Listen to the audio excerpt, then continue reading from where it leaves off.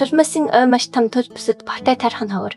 Ялангуяа энэ давхарт 8 дахь өдрөө байхад ихэнх багууд хэдийн цаашилсан байх тул зөвхөн хоёр танаа байгааг харсан сожичд байхаж багасаа тусгаарсагцсан гэж хэлв. Бьорн энэ нь үнэн гэж хэлсэн ч тэдэнд итгэх нь алтай байж магадгүй гэж Тэкро бодов. Миша тэд аврагдсан уу гэж асуухад тэр түнд хөдөлгөхгүй байхыг хэлв. Тэдний дунд нэгэн эмийн тэдний тийм сэрэмжтэй байх шаардлагагүй.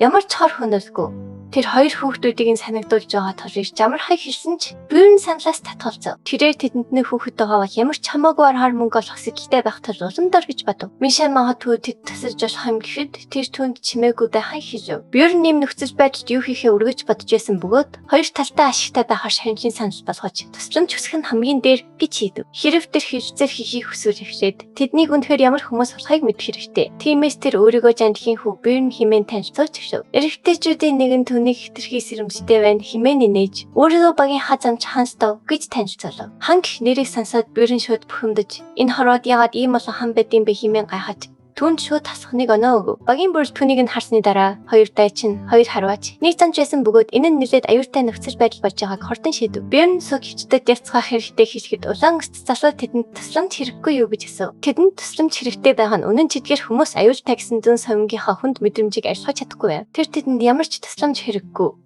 Өөртөө зөрчилж чадна гэж хэлээд Миша тэндээс гарах хэрэгтэй гэв. Гинт тэднийг гарахыг хичээж байхад хэн нэгэн тэдэнд лөө сам харуулж архив. Бьорн харуултыг бамбаагаараа хааж сэжиг нь зүг байсныг шууд ухаарав. Эдгээр нь жирийн соччид биш байр. Харваачдын нэг нь сандарч эмээнээс яагаад ингэснийг асуухад эмээн түүний хэрэгслийг харсан гэж эргүүлэн асуув. Үрчтэд нүүрэнд нь шунал тодорсон эмэг нь энэ нь латиниумаар хийгдсэн бөгөөд их мөнгөөр зарагдана гэж хэлв. Харваач тэд ердөө хамтран сожицэд гэж марахыг хичээсэн ч улаан өс залуу түнд хэлв. Тэр юу ч тасарч чадахгүй юм бол чимээгүй байхыг саналв. Тэгтээ сахалтай залуу ярианд орцож варварагийн өөрч буй цүнх маш хүнтэй тал бүтэн жил амарчдаггүй ажиллаад чадахгүй гэв. Харваач дахиад чадахгүй. Гэхэд хөгшин эмэгтэй түүнийг зайл хэмээн харав. Тангч бас танихгүй хүмүүст найрсаг хандах хэмжээний баян биш гэд тэднийг дэмжижээ. Миша зүгээр дотхоо гэж Бьорноос аажхан асуухад тэр тавын нисрэг хоёр мөн аль хэдийн төлдөн ядарснаа бодов. Дайсны багт тавинууч байгаа тул тэднээс мулчих ямар ч боломжгүй байв. Тиймээс тэдэнд ганц бодит сонголт үлдээд байлаа. Тэр түнд цаг хож хэрэгтэй сануулад аялагчид руу төхөждөж чадах уу? Хүлээгээд химэн чангаа хашгирав. Тэр мөршөөд өөргөрч болон бамбаага үе гэж гойсон ч тэнэг муурахын сандарсандаа варварыг шууд алаад химэн буранглав. Тэр эмэгтэй өөрийг нь амьд үлдээвэл аратангаар түмний эзэн гүнж төл асар их шагнал өгнө гэж хэлв. Бьорн түүнийг үнэндээ тоглож байна уу?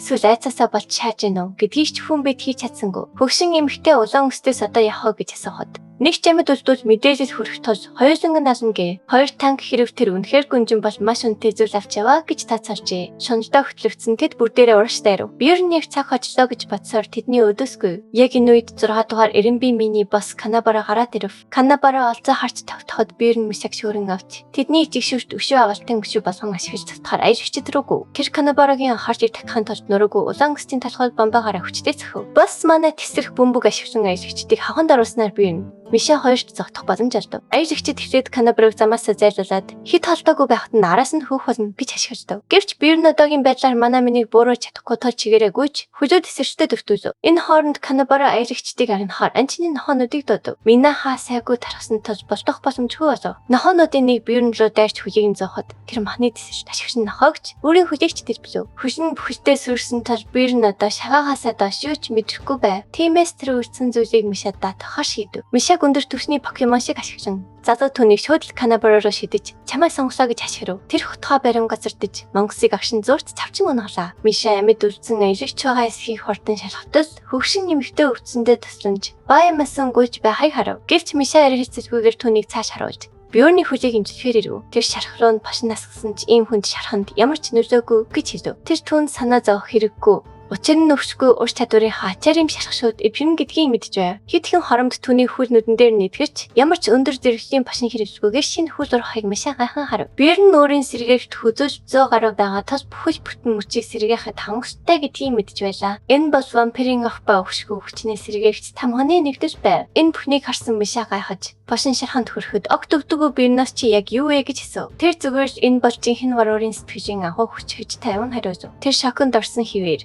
Ингийн хүн ингэж хариу үйлдэж үзүүлэх боломжгүй тул чи ер нь хүн мөн үү гэж дахин асуув. Тэр эрдөөс варварууд шал өөр бүтцтэй байдаг юм гэж хариулав. Тэр бас анар пашин ухта хизээч царайгаа бариулахдаггүй байсныг саналаа. Бюрн босож дахин канабернууд гарч ирэхээс өмнө цаашаа явах хэрэгтэй мишад хэлв. Гэсэн ч гайхсан Миша тэр аюулгчдыг аюултай гэдгийг анханасаа яаж мэдснийг нь асуув. Тэр тэдний нэгийг хаас гэдэг байсан.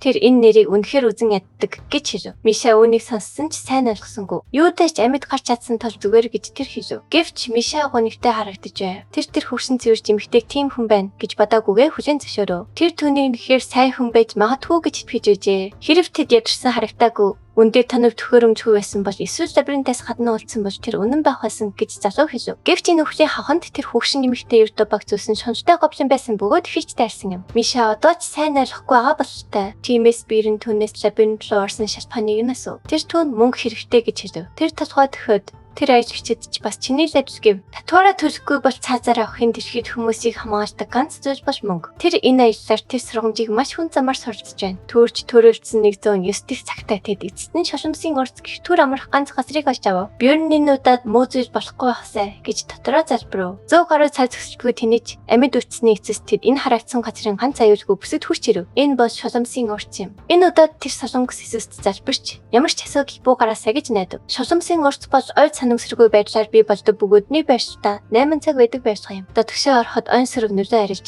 Монгос байхгүй тул энэ хавийн ганц бодит аюулгүй бүс болдог. Ороход хэцүүч. Энэ бол шалмын ойд аюулгч бүрэн амрах ганц газар юм. Бюрн Миша хоёр анхны урцыг олох гэж маш их цаг зарцуулсан ч Мишагийн сэрхэн нүдний ачаар дараагийнхийг нь хурдан олов. Лабиринт хаагдахад одоо дөнгөж 53 цаг үлдээд байна. Утсан дотор Миша энэ газрыг 3 удаа харсан ч одоо хүртэл сэтгэж чадахгүй байна гэж хэлв. Бюрн түүнд чимээгүй байж хүлээхийг сануулв. Учир нь тэр ойролцоо хүн байгааг мэдэрч байв. Миша яаж мэдснийг нь асуухад нэгдүгээр зөвхөн 5 хүн л урцанд орж чадах бөгөөд хязгаар төхөрмөгц портал автоматар хаагддаг гэж тайлбарлав. Тэр одоо энд хүн байгаа юм уу гэж асуухад Бюрн эргэн тойрон харах хэрэгтэй гэв. Тэд цэцгэн донд хэвтхэрийг олж харсан бөгөөд Бюрн түүнийг Алисатай хамт байсан хүн гэдгийг шууд таних. Тэр залуу үнэхээр орон гэргүй хүн шиг харагдаж байсан. Тул юу тохиолдсныг гайхав. Барилга дотор өөр хүмүүс байгааг Миша зааж тэд түрүүчийн залуус мөн үү гэж асуув. Бюрн эхлээд цэцгэн донд байгааг нь шийдэхээ шийдэж эрэг цэлхүүгээр түүний нүрийг зэсгээрээ цэхв. Түүнийг зүгээр ухаан ажлуулна гэж бодсон мөр охин гайхаж хацрав. Тэднийг гурвуулсан зацсны дараа нэг нь одоо хүртэл амьд байгаа тэр гайхав. Гэхдээ удахгүй биз. Бюрн ягаан нөмөрхтэй залуу дээр пашин насгад тэр ухаан орж өвдсөндөө хашгирав. Бюрн түүнийг сэрүүн байна уу гэж асуухад тэр залуу түүнийг шууд танив. Тэр залуу өөрсдийг нь бас Алиса ашигсан бөгөөд энэ бол ерөөсөө том андуурл гэж хашгирав. Багийнхантайгаа гүйцэж очихдоо тэд замч руу дайрсан ч аюултай зүйл болоогүй. Юртаа шалбархай замаар үлдсэн гэв. Тэгтэл хаашаа ч юм бэ гинт гэвэл тесэрч тэднийг ухаан алдсан байв. Ухаан ороход нь замчин толгойдоо мөсөн жадзаалхоод хэдийн нөхсөн байжээ. Хинкарадын бүжиг зогтсон байх мөн түрүүн сонссон хашгираа ротч ирэх байж гэж Бюрн бодов. Тэр залуу замчгүйгээр тэд багийнхаа араас хөөж чадахгүй. Тэнж төрж байснаа үргэлжлүүлэн ярив. Гэвч жинхэнэ асуудал 2 дахь өдөр Алиса Карогийн шүтэн бишрэгч гэдгийг өөрсдийн нүдээр харснаар хэлсэн гэв. Тэр бүх зүйл түүнээс болж болсон гэж тангаралж хэнийг ч дээрэмд хэр завдаагүй гэж зүтгэв. Бюрн түүнийг дуугүй бай гэж хэлсэн ч залуу уучлаарай гэд нүдэнд нь нулимс цэжигнэв. Тэр өөрсдийг нь моливтон хурцсан гэд тохирлыг барагдуулна. Амар шүхэхгүй. Миша Бюрн руу харан түүний ямар ч шийдвэрийг дагахаа хэлв. Энэ хооронд Бюрн гүнзгий бодож эхлэв. Энэ дэлхийд ирснээс хойш тэр олон хүн алсан ч тэд бүгд аймаар хүн цэнгүү хавнууд байсан бөгөөд аймаа хамгаас хүүднээс байв. Тэдэнд завсан нүн нь чихинч үнэндээ өхөөгүй байв. Тиймээс энэ удаад өөр байлаа. Тэр тэднийг алхахын үнэхээр зөв зүйл үү гэж гайхав. Тэр мэдэрч байна. Тэр сайн муу хоёр сөхөөсөн тэнгэрийнхээ хооронд хавчигдан шүүх хурал дээр зогсож байгаа юм шиг санагдана. Муу сөхөөсөн тэнгэрэн дараа асуудал гарахаас сэргийж тэднийг одоо шууд асаач хийж атгана. Гэвч түүний дотор хүчирийн цалинтай ажилт нөхөн бүр лалтаа гаргадаг. Энэ нь өөх хэмжээний хэрэг биш гэж мархана. Гэвч Бюрн тийм логик зөвхөн амьдарч байсан хуучин тэр хідэн л үйлчлэнэ. Харин энд биш гэж шийдэв. Тэр Миша руу эргэж түүний бодлыг асуув. Тэр эмэгтэй тэдэнд итгэж чадахгүй гэж хэлв. Алдаа байсан ч тэд түүнийг нэг удаа алхахаар заншилсан тул үүнийг уушлах боломжгүй гэв. Үүнийг сонсоод Бюрн асар том дарамтнаас цаслах шиг болов. Тэр энэ ертөнцийн дүрмийг даахгүй бол дараагийн удаа мотоны цогцолтод өөрөө өртөж магадгүй мэдчихв. Залуу санаандгүй байсан гэж хашигцсаар байсан ч Бюрн хэдийн шийдвэрээ гаргажээ. Энэ нь алдаа байсан байж болох ч тэр тэдэнд дахин алдаа гаргах боломж олохыг хүссэнгүй. Энэ варварын бид нүдэнээс нь цагаасаа тэр амьд өвчгийн тул тулд варварын амьдрах юм маягийг хүлээн зөвшөөрөх ёстой мэдэж байна. Энэ бол цаашаа явах царийн ганц зам юм. Мишель түүнийг гарч ичирч байгааг анзаарч зүгээр үү гэж асуув. Тэр зүгээрээ гэж хариулав. Би ер нь цогцсуудыг өргөж гашруу шидэв. Миша юу хийгээд байгааг нь асуухад тэр өөр сонголт байхгүй гэж тайван хэлв. Би ер нь яг л тоглоом шиг байна гэж бодно. Оромжин доторх цагийн хязгаарыг цогцос тэгснээр дахин 8 цагаар сунгаж авдаг. Ийхүү хоёр илүү цогцсоор тэд бүтэн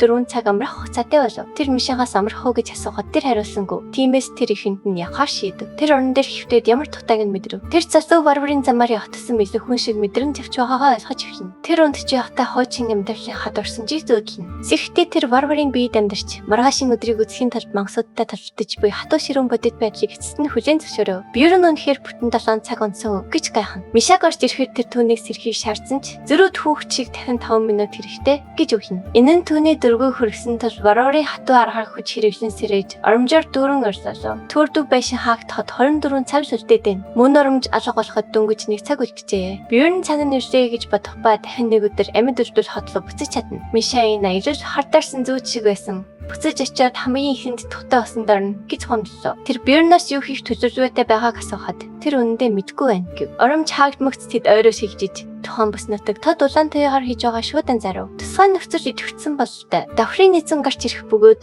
Бёрнийн нь ямар утгатай шууд ойлгоно. Давхрын эзэн гэдг нь тоглоом давхрын мастер гэж нэрлэгддэг талбай мангас бөгөөд давхар бүр өөрийн гэсэн эзэнтэй. Миша сандарч 3 дугаар давхарт давхрын эзэн байдаггүй гэж сонсон тал Бёрнийг тоглоомоо зохиохыг шаардав. Гэвч Бёрн түүнийг дуудах нь нууц механик тул ихэнх хүмүүс 3 дугаар давхарт эзэн байхгүй гэж боддог хэмээн тайлбарсав. Учир нь ямар нэгэн солиотой нэгэн түүнийг дуудаж чадвал тэр амтан олноор нь хядаж эхэлдэг. Үүнийг хоосын эзэн Риакис гэж нэрлэдэг. Түүнийг гарч ирэх мөчид давхрын бүсэд бүх мангас ногтдог. Тэр зүгээр нэг бүсийг сүйтгэе зосгүй өөрөө өгөхсөл нөгөөдх нь өгөхөрч харагдсан бүхнийг хядна. Түүнийг дуудмагц телепорт болон хинжээс шилжиж таагддаг тул зогтох боломжгүй. 3 дугаар давхарт болцсон бол өгөхөд сэтгэл зүгээ бэлдсэн дээр Миша яагаад заавал одоо энэ юм гарч ирэх ёстой асуухад Бёрн магадгүй өөрсдөс нь болсон гэдгийг хүлээн зөвшөөрөв. Шалмын оромжинд цогцос шатаахан дуу тонооц нөхцлүүдийн нэг юм. Риакисийг сүүлийн 10 жил дуудаагүй бөгөөд дөнгөж 3 шатаахад юу ч болохгүй гэж тэр боджээ. Гэвч тэднээс өмнө хин нэгэн 4 цогцос шатаасан байсан бөгөөд тэдний хийсэн зүйл нөхцөлийг гүйцээжээ. Муур охин сандагч уйлан хоёуланг нь сөрүүлсэн Бёрнийг хараад тэр тархихгүй варвараас болж өөх гэж байна гэж хашигчна. Бухимдсан Бёрн хүмүүс нөхцөл байдлыг ойлгож боссыг дуудсан эцэст нь тэд гэдгийг мэдлээс өмнө дуугаа аярхан байхыг санаалав. Миша сэтгэлээр унаж алхаж буй махны хүүхэлтэй ачаар өгөх нь гэж орлоо. Өнгөрсөн удаад түүнийг гялалцсан хоёртай баатар шигээ үдчихсэнийг бодоход байдал огцом өөрчлөгдсөнийг Бёрн анзаарахгүй чадсангүй. Тэр эндээс хордон гарч Оркуудын нутаг дээр рүү явах хэрэгтэй тул биеэ барихыг түүн санаалав. 6 дугаар давхарт ажилтдаг задаа яруу явхийнхны хийснээр тэд маш хүчтэй. Сайн цохон дагуултай. Давхрын эзний татварханаас хэн нэгэн амьд үлдэж чадхаар бол тэр нь магадгүй. Тэд юм. Яруу явгийнхантай хамт байх нь амьд гарах хамгийн сайн боломж гэж магадгүй. Оркуудын нутаг дээр ирж очиход олон баг хэдийн цөвсөрсөн байв. Бёрн яруу явгийнхан энэ давхрыг хянахаар хамгийн багадаа 10 баг байрлуулсан гэж таамаглав. Миша энд хэтэрхий олон хүн байна гэж сандран хэлв. Түр талцсан дээр эз гэрч залуу олон түмнийг тайвшруулж загварыг даахыг шаардсан хашигчна. Нэг сөдөгч портал ширшлэг ашиглаад өөрсдийг нь гаргаад өгвөл ямар ч хүн төрөхөд бэлэн байна гэж орлоо. Өөрнийг нь өвхийнхнийг анханасаа давхрын эзнийг дуудсан хүмүүс гэж буруутгав. Эз тайван байж энэ газар аюулгүй гэж тэдэнд бачрав. Тэдний сахиж хамгаалтын хаашд идэвхжүүлсэн бөгөөд хайгуусынхан гадуур эргүүл хийж байгаач. Тэр төрдөг байшин дахин нэг өдрийн дараа хаарт хай бүдэн санаалав. Хааны гэр бүлтэй байгуулсан гэрээний дагуу яруу яваг гихэн судлаачдыг гэсэн мэд буцаахан тулд хамаг чадлаараа хичээх болно. Гэвч дүрм зурцсан эсвэл үмэн тарсан хинээч ямар ч өшөөжгүйгээр хүн залах болно. Учир нь энэ бол ардчааш биш. Сандарсан олон түмэн хэдийн тайвширч хэлсэн тул залуу гэж би сайн тавьдаг гэж Бёрн хүлээн зөвшөөрөв. Сахилчийн хамгаалтын хаалтайгаа тул тэд эцэст нь хэсэг амрах боломжтой болно. Заршивсах шигшлэг бол хүмүүсийг чөлөөтэй нэвтрүүлдэгч Монголуудыг Мексикийн хил шиг бүрэн хаадаг сахилчийн гол ур чадваруудын нэг юм. Гэсэн хэдий ч Бёрн хараахан тайвширсангүй. Тэр илүү сайн мэдж байв. Тэд хөөгдөхгүй ч асуудал үүсэх гэж байгааг тэр хэдийн мэдж байв. Тэр Мишагийн сонсгол өөрийнхөөс нь дээр толж их тавин ойр орчмын яриаг сонсхийг санаалав. Давхрын бос гарч ирснээс хойш 10 жил болж байгаа бөгөөд одоо яруу яваг энд байгаа надтай зүйл гэж нэг залуу шимхийг Бёрнсийн сонсов. Манай залуу энэ бол мөрөдөө тоглоомч гэсэн эндээс амьд гарч чадна гэж бодно. Бёрны гараас баринга Миша наалтан тавин унтж байв. Тэр гараа хөдөлгснөөр түүнийг сэргэн манжлын цамх шиг чанга унах. Тэр юу болсныг асуухад энд доод тал нь 500 хүн байгаа бөгөөд яруу явгаас дөнгөж 50 орчим хүн үлдсэн толодохгүй асуудал үүснэ гэж Бёрн тайлбарлав. Тэр одоо ямар төлөвлөгөөтэй байгааг асуухад овог энийг олон хүний хэрхэн зохицуулахыг хүлээж ажиглана гэж хэлв. Эцгинд дахин хашгирч сахилчийн шигшлийн ачаар энэ бол давхрын царын ганц үнэхээр аюулгүй бүс. Бөгөөд хамгийн ариун зүйл болох биш мөнгөөр аврагчид хүндэтгэл үзүүлэх цаг болсон гэв. Судлаач бүр нэг саястан эсвэл түнтэй тэнцэх хүнэт зүйлийг шууд төлөх ёстой. Энэ бол бүх хүний зэвсгийг хураан авах ухаалаг гарах гэдгийг биеэр нь ойлгов. Ямар ч судлаач нэг саястаны бэлэн мөнгө авч явдаггүй.